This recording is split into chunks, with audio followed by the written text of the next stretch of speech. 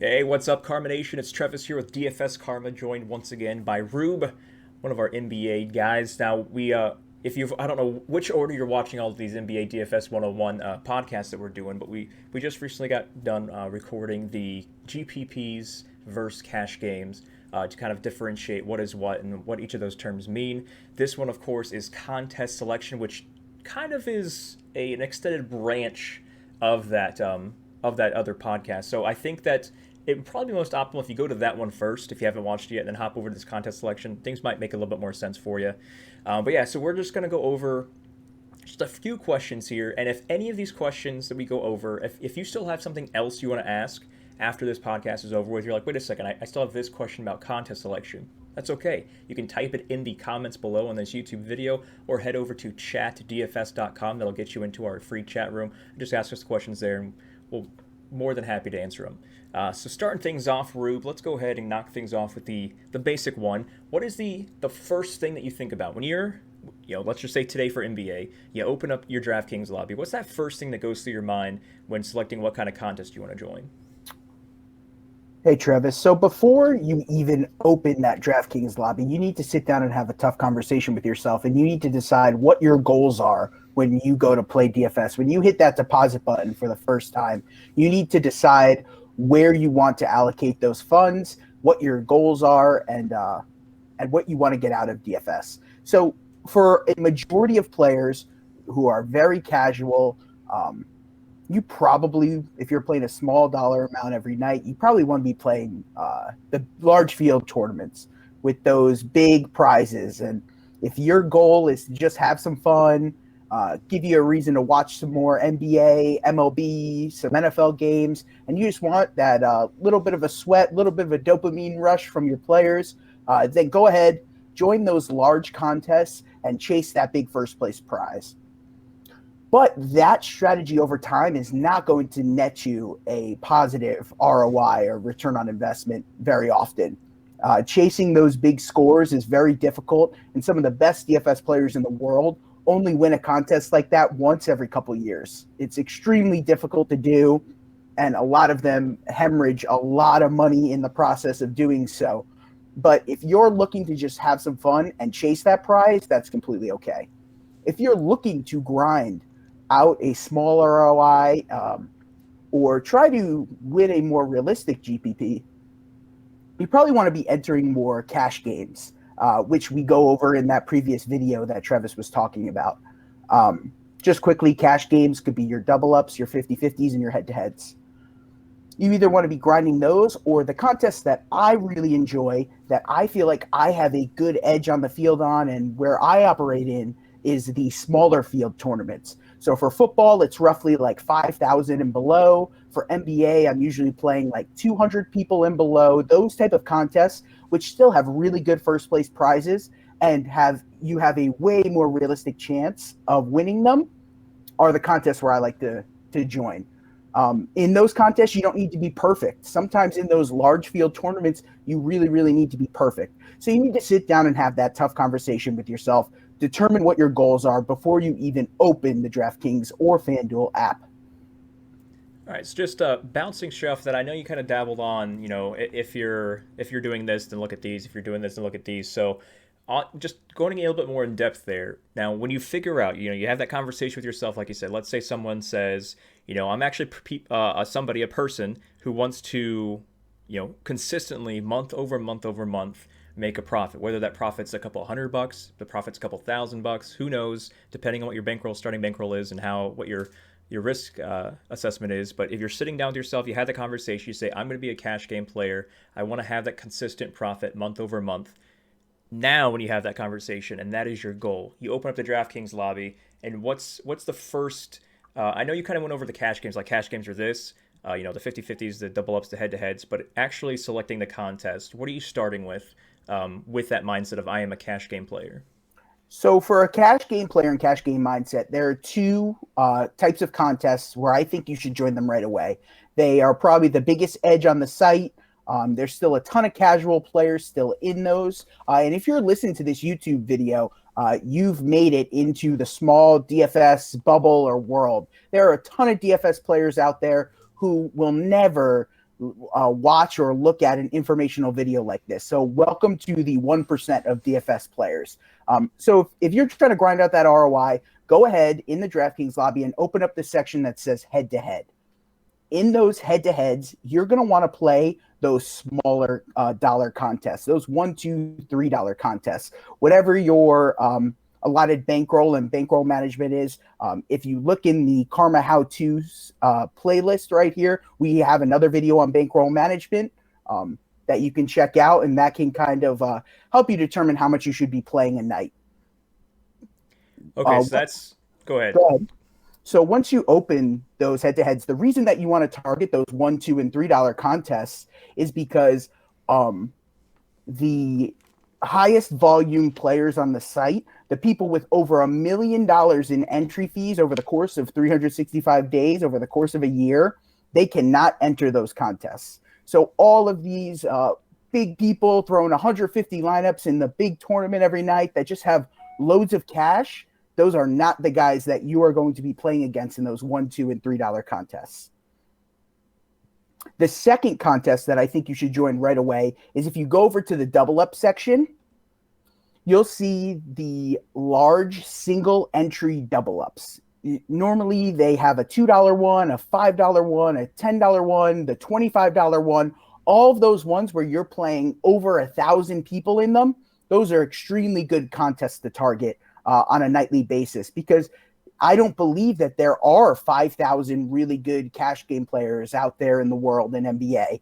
And over here at DFS Karma, we want to make you one of those top 1% cash game players. And you can do that by coming over and accessing our core plays, or just joining our Discord and picking the minds of our NBA coaches or MLB or any sport. So a question I had for you, going back to the head-to-head side. Now, there are two ways to enter head-to-head, of course. You can either be that second party on somebody posting a head-to-head. So somebody says, I want to play $3 head-to-head. When somebody joins them, boom, that's the two opponents there. So with the head-to-head strategy for you personally, Rube, do you have any kind of strategy? So I know you already talked about the 1, 2, 3 to stay away from the Sharks because they're not able to play in those contests. But do you personally have a care to if you're posting a contest versus if you're finding someone to scoop up to verse? That's a fantastic question, Travis. So I personally do a lot of posting, scooping up players and head-to-heads. I mean, it can be very time-consuming if you're playing high volume. And so I post a ton. And I think that a lot of casual players don't just want to throw their lineup out there and see who picks it up. They're going to choose an opponent. That's a part of the game for them, is wanting to look through those names and pick an opponent. So I almost want to always be posting, because I think that my action will get picked up by players who are a little bit less skilled, which unfortunately are the players we do want to go against in our head-to-heads. So we talked about with the cash game mindset. Now, more often than not, I feel like most, if not all, DFS players, even if they call themselves a cash game player, they still at least sprinkle a little bit into the GPP side, just in case that 5% of your daily bankroll that goes towards NBA DFS hits a GPP, and then boom, you're a lot further ahead than just solely playing cash games. Now, we do have that bankroll management video as well, which is part of the NBA DFS 101. And we have Bankroll Management Guide that once you sign up for any of our subscriptions, you get sent this guide that Anthony put together, a couple of years ago, and he updates it every year. Now, more often than not, I want to say the average, depending on the person themselves, you can have your own preference, but average, in my experience anyway, from everybody in our community, has been kind of an 80-20 split is a healthy average on 80% of your bankroll, not of your entire bankroll, but if the bankroll you're going to play that day for NBA DFS, which just watch that bankroll management video. It'll explain a lot more. But 80% of what you're playing that day goes to cash games, which is, that the double ups, the head-to-heads, the 50-50s, and then 20% goes into the GPP side. So with that 80-20 mindset, if this is your strategy, which a lot of us at DFS Karma have this, Rube, what tournaments, non-cash games, so for that 20%, what am I targeting? Or what are you targeting personally with that 20%? So personally, like I mentioned earlier, I really like targeting those smaller field single entry tournaments. I personally don't mind if the minimum cash is 2x. I know a lot of people care about that. But when I'm playing a tournament, I really want to be striving for first place. And determining your lineups once you decide what contest you want to enter is super important because field size really matters when attacking each individual contest. I think personally, if you're stepping in to be a brand new NBA DFS player, I suggest that you play those $5, $12, $1, $2, $3 single entry tournaments that have, roughly, I think the $1 on a nightly basis is 5,000, like 1,000 people. Stick to those contests. Don't be throwing it in that $20, $100,000 prize pool the first contest, because that's how you will go negative very quickly. If you want to be grinding out an ROI, I would be playing those single entry tournament contests.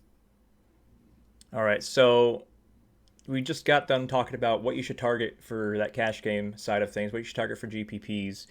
What should you avoid? So in terms of whether it's is there certain things in the cash game options that you're going to avoid? Is there certain things like winner take all satellites or anything like that in the GPP side of things you typically avoid? So you hit the nail on the head right there, Travis. I don't believe that players who are trying to grind a bankroll and who are playing NBA DFS for the first time, or even guys who have been playing for years, chasing qualifiers can get very expensive very quick. Not only do you have to come in first for whatever qualifier you're going for, but then you also have to realize that equity in the live final that they have for these once you qualify for all of these sports. So I think avoiding qualifiers is a smart thing to do. Not avoiding the satellites. Some of the satellites are actually really good contests to target. Those ones that are 25 cents could net you into the $3 GPP on Fanduel, or a 50-cent contest on DraftKings turns into a $5 entry into a DraftKings tournament. Those satellites are a ton of fun, and there aren't really sharp players or people consistently grinding those. So I think that's a space that you can gain an edge in. All right, and then one of the last questions I had here for you for your contest selection. So let's say somebody that's watching this video, this is either their very first time dabbling with DraftKings or FanDuel, whether it's their first time actually creating an account and saying, let me do some research before, I deposit money on one of these accounts, or maybe they're in the first couple of weeks and everything has gone south for them. If you're talking to someone who is playing, who just started, or right now, day one or day 5, day 7, day 10, whatever, just started playing on DraftKings or FanDuel, one of these traditional daily fantasy sports sites, what do you think the first contest they should gravitate to? And now, all of the stuff you already mentioned about target those 1, 2, 3 head-to-heads, everything else.